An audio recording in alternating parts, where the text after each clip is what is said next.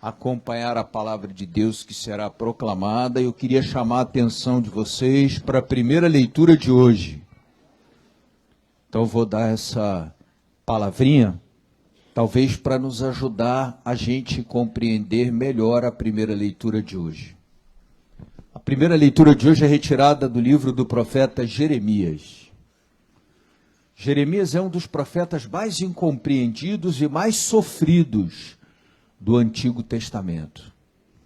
Incompreendido por quê? Não porque ele tivesse algo pessoal contra o povo para o qual ele foi anunciar a palavra de Deus, mas ele foi chamado por Deus para ser profeta num momento especialmente difícil da vida do povo de Deus, um momento de distanciamento de Deus, de infidelidade da aliança que Deus tinha feito com aquele povo.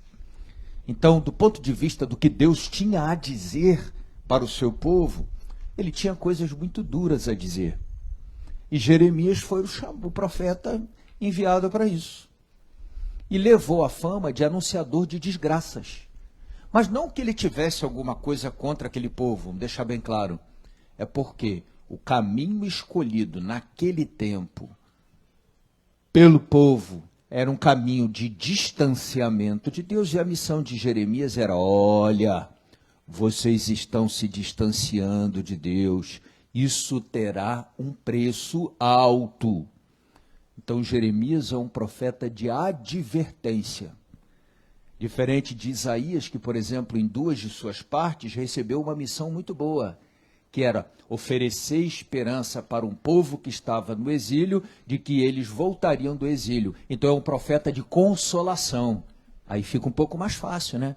Todo mundo gosta de ouvir consolação, mas nem todo mundo gosta de ouvir correção, exortação, advertência. E essa foi a missão de Jeremias. Isso foi tão duro para Jeremias que Jeremias tem um livro chamado Lamentações, que são as lamentações de Jeremias, onde ele lamenta: nossa, fui tão mal recebido, fui tão mal acolhido, o povo me botou para correr da cidade, o povo tentou me matar, o povo tentou, e por diversas vezes isso aconteceu.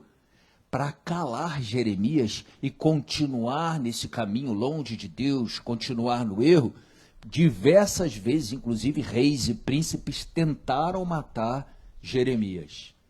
A primeira leitura de hoje é um exemplo disso. Um grupo de príncipes se reúne e diz: nós temos que calar esse camarada, porque ele está denunciando nossos erros, nossas falhas, falando, anunciando desgraças vindouras, né, que estão por chegar. Foram ao rei, levaram ao rei essa calúnia, porque não é exatamente isso que Jeremias fazia, e o rei disse: bom, ele está por conta de vocês, vocês podem fazer com Jeremias o que vocês quiserem. A turma se juntou e jogou Jeremias num poço fundo, onde só tinha lama no fundo. Acontece que depois que Jeremias chegou no fundo do poço lá, que jogaram Jeremias, na medida que o tempo ia passando, a desgraça começou a se abater sobre o povo, principalmente faltando pão, faltando o básico. E imediatamente, olha o que é a consciência, né? Imediatamente os príncipes se deram conta de que tinha uma relação direta entre ele ser um verdadeiro profeta e estar lá de verdade em nome de Deus, e agora eles estarem sendo castigados porque meteram a mão sobre Jeremias, avançaram sobre a vida de Jeremias, jogando Jeremias no fundo do poço para calar Jeremias. E aí um dos príncipes, com um pouco mais de discernimento, foi ao rei e disse: ó, essa desgraça que está se abatendo sobre nós foi porque a gente jogou Jeremias no poço. Por favor, me autorize a tirar Jeremias do poço. E Jeremias, então, foi retirado do poço e continuou o anúncio dele, né? O salmo que responde a essa leitura fala disso, né? Que aquele que está com Deus, aquele que está em Deus, tem nele o defensor da sua causa.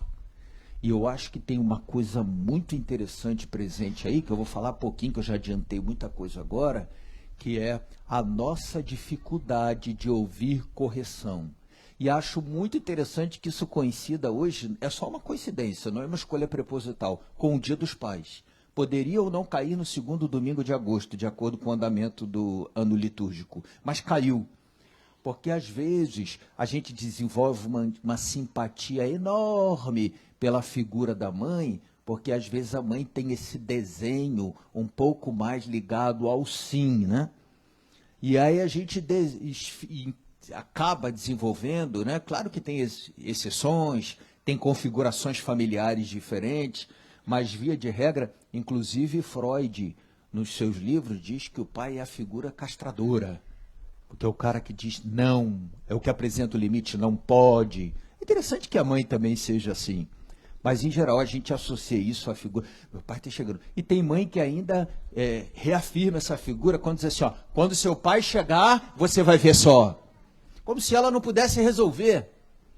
Ou não tivesse que resolver. Mas, ó, quando seu pai chegar, vou falar para ele. Quando seu pai chegar, você vai ver só. Deixa teu pai chegar. Então, eu acho interessante essa coincidência entre a resistência à figura de Jeremias, que falava em nome de Deus Pai, com palavras de correção e exortação, e aquela preferência de calar, a ouvir, a acolher e mudar, que seria o caminho mais correto, né? Ouvir, olha, isso não está certo, então vamos procurar fazer o certo. Não, vamos calar esse camarada porque a gente quer continuar fazendo errado. Foi a escolha que eles fizeram em relação a Jeremias. Vou interromper, antes da gente começar a segunda leitura, primeiro para chamar a atenção para uma frase da segunda leitura, que fala do resistir ao pecado até o sangue. Oferecendo a ideia de que, às vezes, a gente inverte as coisas, né? Em vez da gente pensar num Deus a quem a gente serve, a gente pensa num Deus de quem a gente se serve. Então, um Deus que vale para a gente até que tudo aquilo que eu atribuo ao que ele diz esteja de acordo com o que eu penso. Quando chega no limite do acordo com o que eu penso, então, com isso eu não concordo, com aquilo eu não concordo, com aquilo eu não concordo. Então, na verdade, eu formatei um Deus e coloquei no bolso. Ele tem o tamanho do que eu acho que deva ser, do que possa ser, do como, não sei se me faço entender direitinho, né? É um Deus de quem a gente se serve. Para estar bem, para ter alguma relação com fé, mas não um Deus a quem a gente serve. O Deus a quem a gente serve, ele vai um pouco além. Ele não é só a figura do conforto, como a gente falou de Isaías, da consolação, mas ele também é a figura da correção, como é o caso de Jeremias, da exortação. E às vezes aquilo que eu acho que deva ser assim, não coincide com exatamente o que o nosso Deus nos aponta como caminho. E aí é preciso fazer uma força. Fazer uma força para, bom, não pode exatamente dessa forma. Ah, mas não pode dessa forma. E aí isso nos desafia um pouco. E aí por isso o texto da segunda leitura diz, não resistis até o sangue para servir a Deus, ou seja, para professar a fé, para viver a fidelidade a Deus. Acho que esse elemento é bastante interessante e ele complementa a primeira leitura na segunda leitura. Porque enquanto a pregação de Jeremias agradava, ok, deixou de agradar ou denunciar falhas nossas, ou apresentar a vontade de Deus em alguma coisa que não coincide com a nossa vontade, o que a gente não concorda, então joga na cisterna, joga no poço, cala, porque não cabe no nosso bolso. Então é preciso muito cuidado para a gente não fazer essa inversão, de deixar de servir a Deus para servir-se de Deus. Não é um Deus a quem a gente serve, mas de quem a gente se serve. Essa era a primeira observação. Sentar, por favor, agora você breve, rapidinho aí. A relação que às vezes as crianças têm com o pai, ou a reação a alguns comportamentos do pai, ilustra bem um pouco o sentido da palavra de hoje, né? Tem umas crianças que muito rapidamente, por exemplo, no mesmo dia, elas são capazes de, por exemplo, o dia do aniversário dela, aí você comprou lá um videogame novo, um exemplo, uma bicicleta nova. Ai, pai, eu te amo, o senhor é o melhor pai do mundo, não sei o que tal. Aí no final daquele dia, pai, posso dormir na casa de fulano? Acabou a festinha, às vezes tem no fim da festa esse clima, né? Vamos todo mundo dormir na casa de fulano, vamos todo mundo na casa de fulano. Aí você diz, não. Ai, eu te odeio, pai. O Senhor, nossa, pai de todo mundo, deixa, só o Senhor que não deixa, e ali destila né? Às vezes no mesmo dia, a gente sabe que na criança, a gente precisa medir isso de maneira diferente, perceber que isso é completamente epidérmico, né? Está ali, isso não vem de dentro do coração, enfim. Mas traduz um pouco, às vezes, a relação que a gente tem ou desenha na idade adulta com o nosso Deus. Eu creio, mas o limite do meu crer em Deus, servir a Deus, reconhecê-lo como meu Senhor, é aquilo que a minha vontade entende e estabelece como certo e errado. Então eu sigo, eu amo, até que eu chegue àquele limite. Ah, não, isso aqui não. Aquilo ali não. Isso aqui, tudo bem. Aquilo ali não dá. Ou mesmo na relação, quando a gente, por exemplo, experimenta uma bênção, uma aprovação no concurso, a gente consegue comprar alguma coisa, a gente vence uma enfermidade, aí diz, graças a Deus, glória a Deus, Deus é maravilhoso, mas quando aparece, às vezes, alguma coisa para nosso crescimento, uma podazinha, que depois vem com o crescimento, aí a gente já começa não vou à igreja não, a gente já começa a azedar um pouco essa relação, sem perceber que este comportamento é o de quem acha que manobra, que domestica, que faz de Deus uma espécie de secretário seu particular. É um Deus de quem a gente se serve, como eu disse há pouco, e não a quem a gente serve. É preciso reconhecer, sim, que o nosso Deus tem esse rosto exortativo. Olha lá, isso não está de acordo, corrija. Tem sim o nosso Deus esse rosto de correção, de pôr nos trilhos, de apresentar limites, de às vezes dizer, escolha feita na liberdade, decisão tomada, numa relação de causa e efeito, está aqui a consequência da decisão e se segura, malandro, né? Resolva, desenrole, isso é seu. Eu arrisco dizer que boa parte daquilo que às vezes a gente entende como poda do nosso Deus, como se fosse algo que não tem nenhuma relação de causa e efeito com o que a gente fez, boa parte tem sim relação do tipo plantou, colheu, causa e efeito. A gente aqui semeou alguma coisa, esperando lá na frente colher alguma coisa diferente daquilo que se plantou. E exatamente que responsabilidade, o que se pode atribuir, que tipo de relação a gente pode chamar dessa do nosso Deus conosco, que semelhante àquela do pai que vai erroneamente limpando as coisas ruins, né, as bobagens que o filho vai fazendo pelo caminho e tentando sempre uma relação que a gente diz que forma monstros, né? Que não forma pessoas maduras, integralmente adultas. Vejam que o próprio Jesus no Evangelho de hoje é bem exortativo, ficou claro? É bem firme. A segunda leitura de hoje também é bem exortativa e o texto de Jeremias de hoje é bem exortativo. Como o Dia dos Pais também é um dia leve, vale a pena pensar que o nosso Deus pode ser comparado a uma moedinha, né, que tem os dois lados. Hoje a gente está olhando para um lado dessa moeda, talvez o lado da justiça, da exortação, da correção, mas tem o outro ladinho da moeda, que é o lado do amor e da misericórdia, né? A palavra de Deus de hoje, que é firme e exortativa, também nos diz que Deus é amor.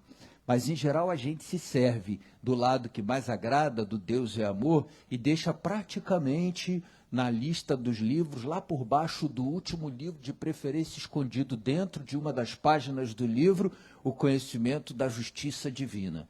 A gente se agarra na misericórdia e diz, com ela eu vou até o fim. Mas é bom saber que há esses dois lados. E o dia de hoje é o dia de pensar um pouco nisso. Corrigir também é amar. Eu acho que é o que Jeremias nos deixa claro na primeira leitura de hoje, né?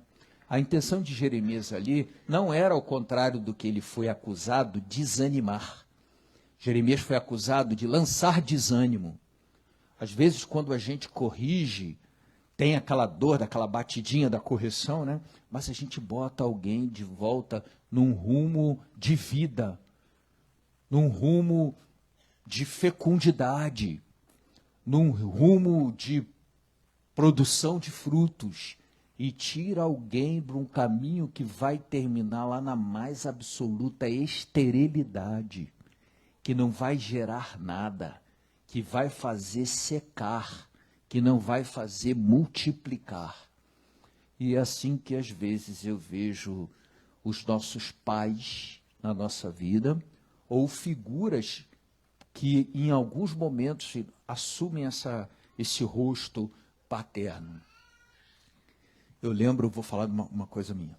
Eu lembro que a gente no seminário e vida toda tem sempre um padre diretor espiritual. Semelhante ao trabalho do psicólogo, né, que a gente precisa sempre de um outro psicólogo mais experiente para fazer revisão de terapia, né? Vejo que você não pode atender e acumulando aquele monte de coisa, acumulando, daqui a pouco está difícil para você tocar adiante também. Então, a gente sempre tem um diretor espiritual. O meu, da época do seminário e depois da vida sacerdotal, faleceu recentemente. E eu lembro uma vez que eu fui até ele muito chateado, muito aborrecido, porque algumas coisas não estavam dando certo, não exatamente como eu tinha planejado, não exatamente como eu queria, e para cada coisa que não dava certo, eu tinha elegido um culpado. Eu tinha escolhido um culpado. Para cada coisa que não deu certo. Isso aqui não deu certo por causa de fulano. Isso aqui não deu certo por causa de tal situação. Isso aqui não deu certo por causa disso. Para cada situação, eu tinha um culpado. Ele já era um senhorzinho. Ele devia ter uns quase 80 anos, assim, um pouco mais que o Padre Luiz. E ele ficou me olhando, balançando a cabeça. Quando balança a cabeça, você embarca numa de que o cara está concordando contigo, né? Eu fui longe. Desfilei ali quase que história toda. Isso aqui não deu certo porque isso aqui não deu certo por causa disso aqui. E nenhuma dessas situações, eu, depois que me dei conta, eu tive a coragem de ser sincero comigo. Precisava ser sincero comigo. Depois que eu falei tudo, ele me ouviu tipo quase uma hora. Ele olhou para mim. Essa foi uma das correções mais difíceis da minha vida. Ele olhou para mim e disse assim, ó, tudo que não deu certo na sua vida é responsabilidade sua. Ele falou para mim. O que não deu certo por culpa. Ele não falou culpa, não, porque culpa é um negócio meio adoecido. Ele falou responsabilidade. Por responsabilidade sua. Eu tive vontade, ele morava num apartamento, eu tive vontade de jogar ele da janela. Na hora. Disse, meu Deus do céu. Meu Deus do céu. Que coroa marrento. Foi o que me veio na hora, né? Eu rapidamente encerrei a conversa e fui para casa no metrô, depois de morar em Botafogo. Fui no metrô, depois, saí de longe, vim aqui para ouvir esse coroa me falar. E blá, blá, blá. Na hora doeu muito. Mas olha, aquilo foi uma geração de vida para mim. Porque eu fui depois refletindo, de fato, é isso mesmo. E eu decidi pegar, eu tinha 20 e qualquer coisa na época, 25, 26 anos por aí mais ou menos. E eu decidi, assim, pegar as coisas na mão e dizer, o que vai dar certo depende de mim. E o que não vai também. Claro que tem providência divina, tem cuidado divino, mas tipo, né? É muito fácil na primeira dificuldade, não deu certo porque isso, não deu certo porque aquilo. Então, ali eu entendi o que eu já tinha estudado, mas em outras ocasiões isso foi acontecendo também, e eu passei a, de alguma forma, me comportar na relação comigo desta forma. Ter a coragem de corrigir, de podar. E tem podas que são, né? Nossa, você poda, fica aqueles galhos secos, feios, parece que ali matou a planta. E, de repente... Eu lembro que logo que eu cheguei aqui, onde está hoje ali uma espécie de uma parreirazinha, né, com buganville, era uma parreira de uva. E logo que eu cheguei, estava muito grande ali. E eu pedi ao Pedro de Nossa Senhora de Fátima se ele poderia podar para mim. Aí o Pedro podou. Quando ele podou, ficou só os galhos, ficaram os galhos secos. Falei, pô, Pedro, tu destruiu o negócio.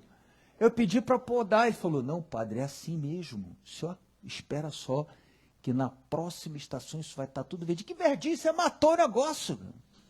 Porque o jeitinho que faz, ficam os galhos, fica muito seco, praticamente nada. E aquilo ganhou uma força e veio aquela folhagem verde, cobriu tal. O processo de correção, de poda, é muito necessário. A gente vai crescendo com as extremidades todas tortas, a gente vai, ou deixa de crescer, ou perde aquela coisa do floreio, de dar flores, depende de processo de poda. Então, acho que a palavra de hoje fala de poda, da importância de ser podado. Eu acho que a gente tem vigor e seiva firme correndo, independentemente da idade, enquanto a gente se permite podar. Eu acho que quando a gente não aceita mais poda, a gente já está caminhando para o fim, né?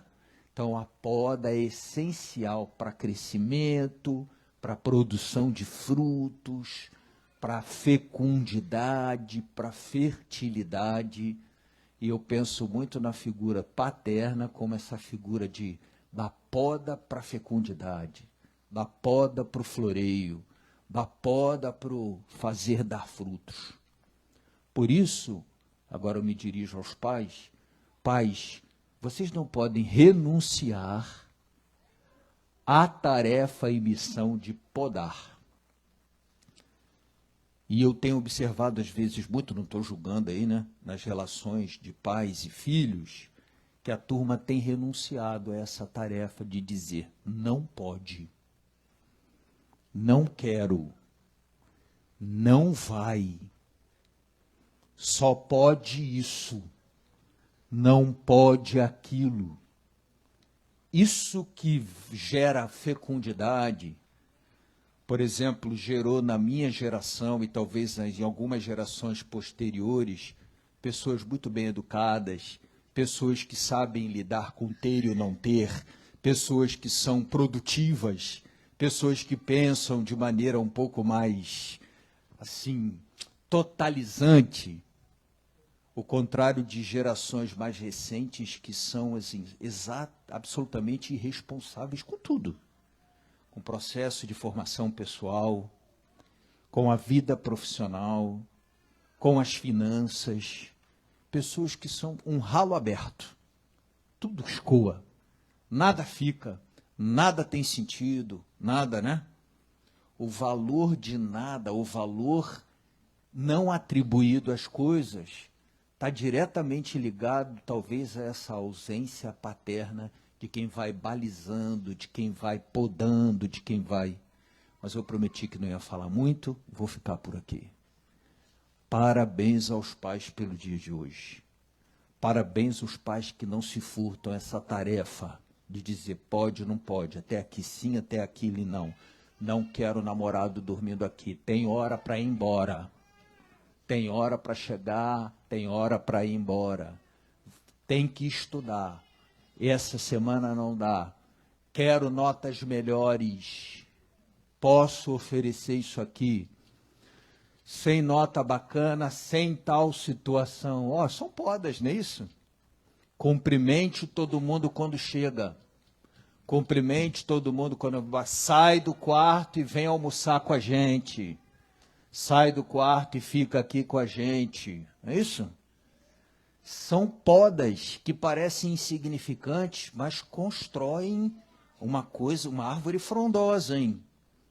São podas que constroem árvores frondosas. Embora pareçam pequenas, mas elas vão ali, podinhas pequenininhas que vão fazendo a copa, e depois produzir muitos e bons frutos. Parabéns aos nossos pais pelos dias de hoje. Vamos ficar de pé, professor.